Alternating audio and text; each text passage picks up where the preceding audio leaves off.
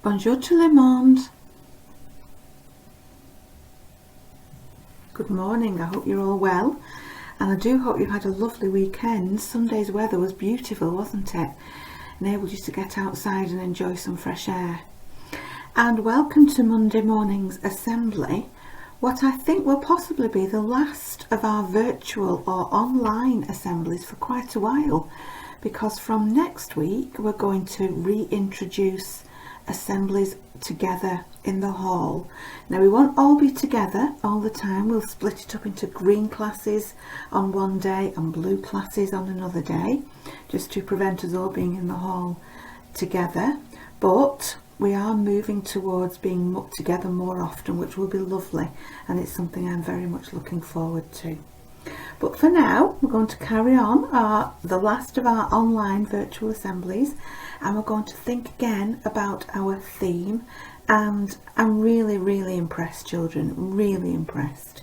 Everywhere I go, the vast majority of you are talking to me about how you want to be the change in the world, how you want to act, how you want to be a courageous advocate for what is important in the world, and how you want to show kindness, and how you want to be courageous against other people's inappropriate behaviours.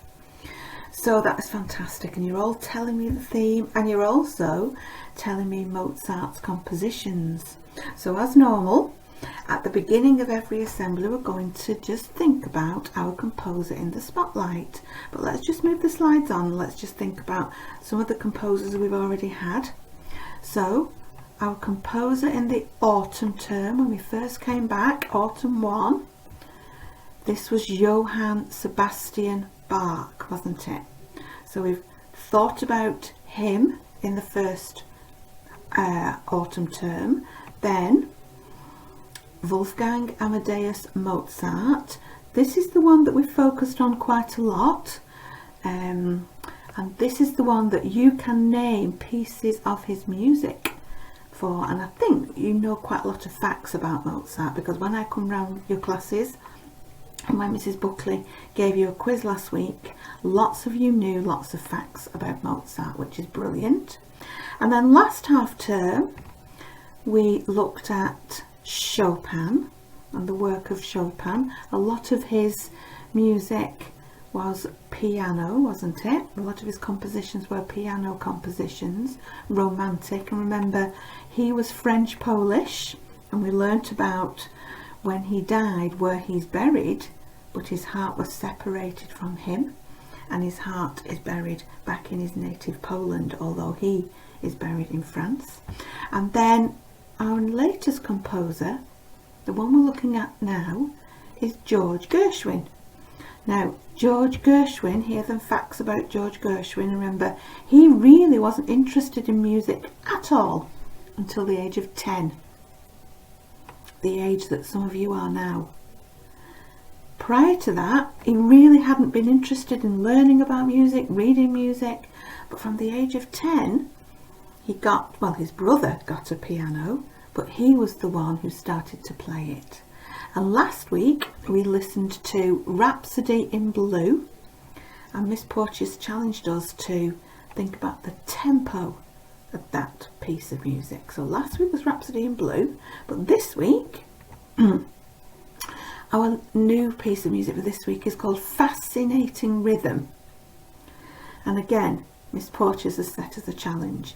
Can you describe the pitch this time of the different instruments? Well, it's actually going to be played on the piano, and the music that the person is reading whilst they're playing the piano is going to be on the screen, and you'll be able to see that some of the notes are low down on the bars and some of the notes are higher up. So you'll be able to see the pitch of the music as it is being played, because the actual music score will be on the screen whilst you're listening to it. So listen out for the pitch of the music, the higher notes and the lower notes, and see if you can follow along. It's going to be really difficult to follow along unless you can read music, but it will give you an idea of what the person is reading whilst they are playing the piano. So let's start by listening to George Gershwin's Fascinating Rhythm. Here it comes.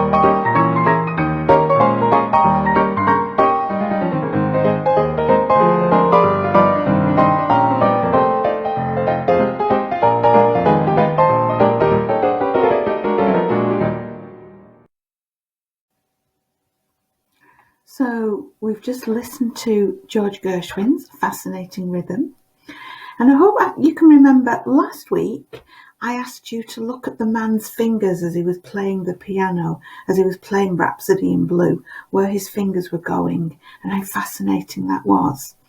And this week I asked you to look at the music score. As the music score was going through the video, you were listening to the music that the pianist was playing at the same time. And Miss Porches has asked us to look at the pitch of the music, so where the high notes were and where the lower notes were.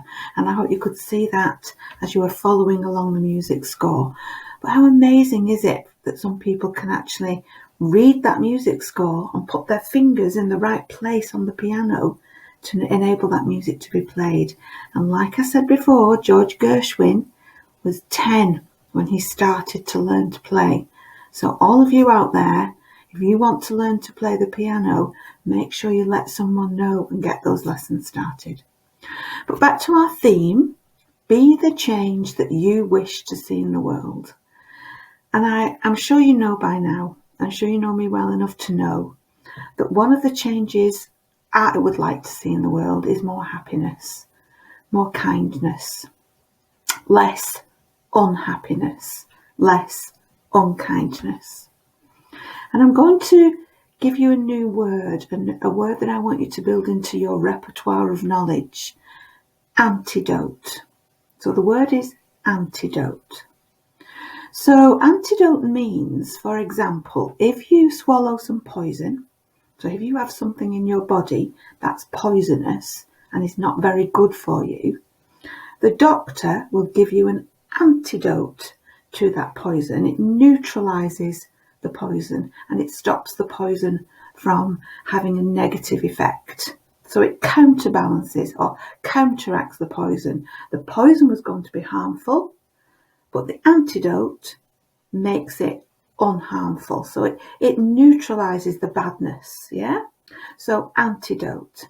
And what I want to see change in the world is this general belief that the antidote to unkindness is more unkindness. So people seem to think that if somebody is unkind to you, somebody calls you a name or somebody is hurtful, the antidote to that is for you to call them a name back or be hurtful back, and that will make everything okay, and that will balance everything out, and that will be fine. So people seem to think that the antidote, the way to cure unkindness, is for more unkindness to happen. But actually, that's wrong, isn't it? If being unkind is wrong, then how can the antidote to being unkind be more unkindness? I know a lot of you will be told if somebody hits you, hit them back. But that can't be right, can it? That can't possibly be right. If we actually want an antidote to unkindness, then actually the antidote to unkindness is kindness. The way to stop unkindness is to be kind. And I know that works against some of the messages that you are given, but that's the change that I want to see in the world. By eradicating unkindness through building more kindness. If we want to get rid of the weeds in our garden, we don't plant more weeds. We plant the flowers that will overtake the weeds and will suppress the weeds so that the weeds are strangled and can't possibly live because they are surrounded by flowers that are taking over. Don't let the weeds take over. Don't let the bad stuff take over the garden. Plant more and more and more flowers and more and more and more blossom and more and more and more trees so that the garden gets better. And now I know that's a metaphor, but I know you will understand what I'm saying. The antidote to unkindness is kindness, and the way to make the world a better place is to pass on the happiness. The antidote to unhappiness is happiness. More laughter, more smiles. So I'm going to share with you now 2 different videos. They'll come on one after the other. And the first one is a poem called Smile, written by Spike Milligan. And basically it's saying, if you smile at somebody, your smile can actually impact on somebody else. So that they might be feeling sad, but your smile is almost infectious and you can pass it on and somebody else will pick up that smile and move that smile on. So what I want to see this week in St. Peter's is many, many, many more smiles. And that's a 2-way process. A smile that you are giving and a smile that somebody else is doing that you are receiving. So together, the number of smiles in the school is increasing and increasing and increasing, doubling all the time.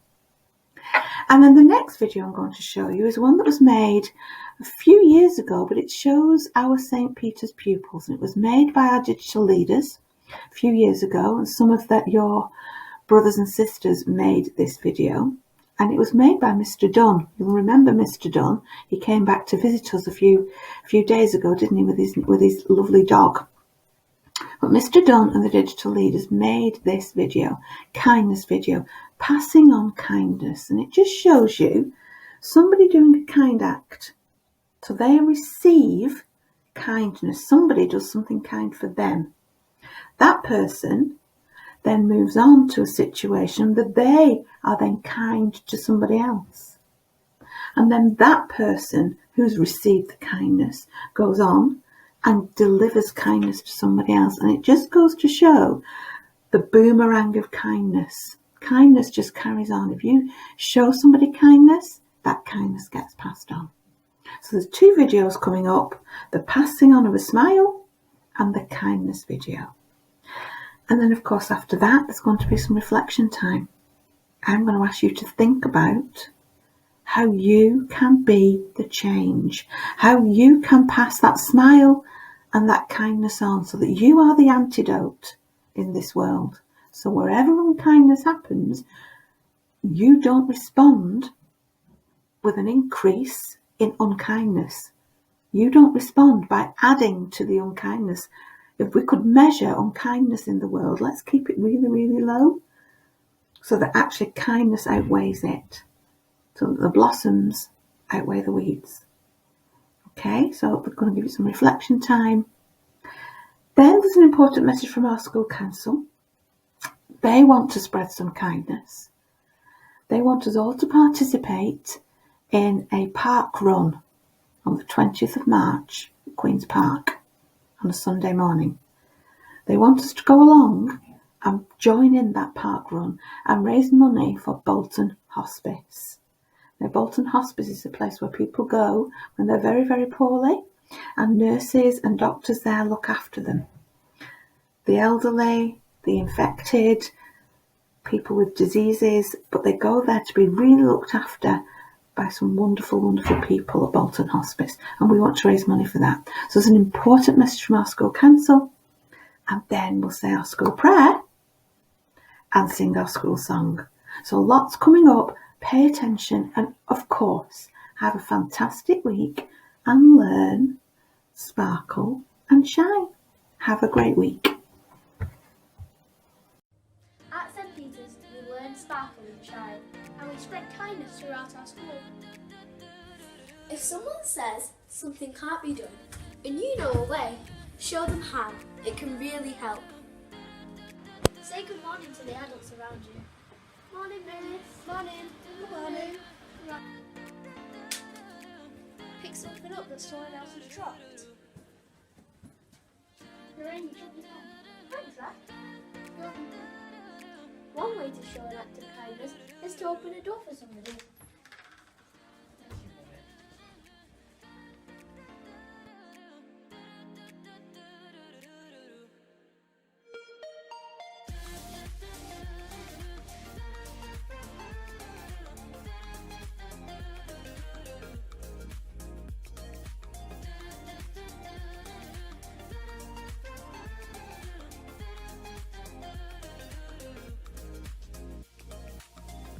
Sitting in my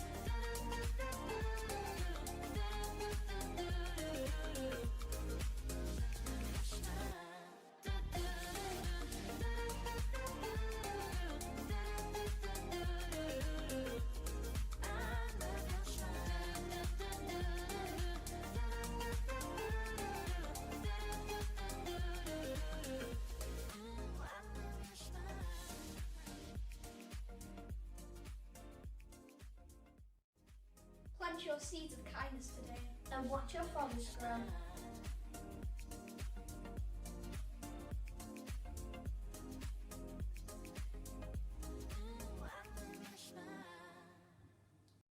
Smiling is infectious. You catch it like the flu. When someone smiled at me today, I started smiling too. I walked around the corner and someone saw me grin. When he smiled, I realised I had passed it on to him. I thought about that smile and then realised its worth. A single smile like mine could travel round the earth. So if you feel a smile begin, don't leave it undetected. Start an epidemic and get the world infected.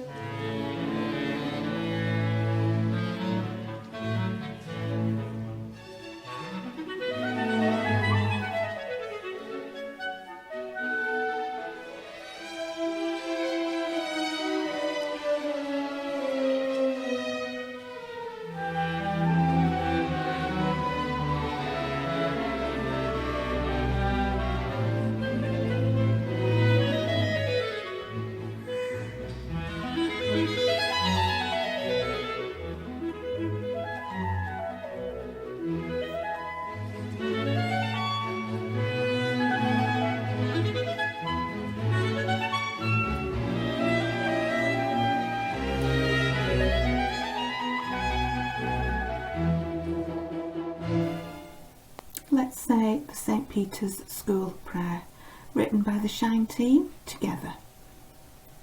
Dear Lord, we praise you for creating the universe and everything in it. Thank you for making us unique and special. Thank you that Jesus will be with us no matter what. We are sorry for the bad things we have done. Please forgive us and help us to learn from our mistakes and follow you. As we walk down Progress Avenue, help us to be inspired by St. Peter and fish for the keys to success. Help us to be a rock like St. Peter, to be bold and strong and never give up. As St. Peter built the church, may we build a community of peace, hope, love and joy. Please help us to respect our differences and stick together even in the hardest times. As your Holy Spirit gave St. Peter courage, may we have the courage to learn, sparkle and shine. Amen.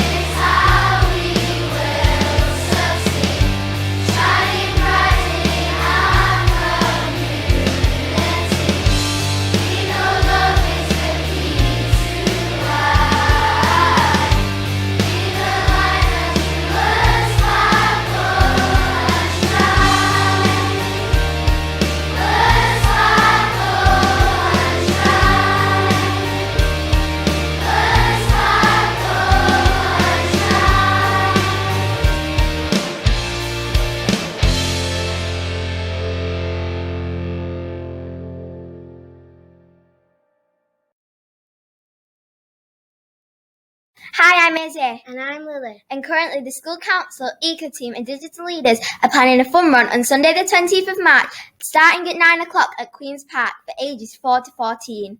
The fun run is for Bolton Hospice that supports elderlies in the local area. You can run it, You can walk it,